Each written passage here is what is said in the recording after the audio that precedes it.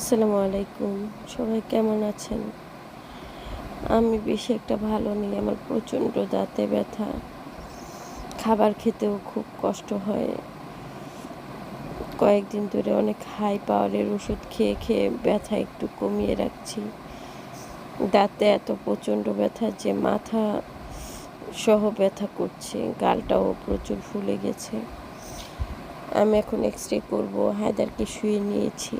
কোথাও টেস্ট করতে গেলে এইভাবেই আমার বাবুটাকে শুইয়ে রাখতে হয়। তো উনি আমার মুখে অনেকগুলো টিস্যু দিয়ে দিয়েছে। আর মেশিনটার ভিতরে মুখটা নিয়ে নিয়েছে।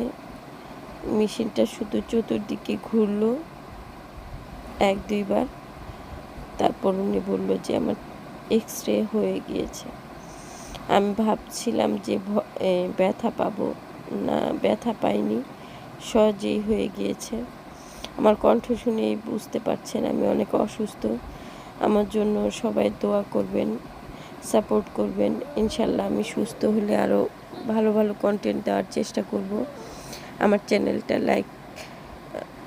সাবস্ক্রাইব করবেন, লাইক কমেন্ট করবেন।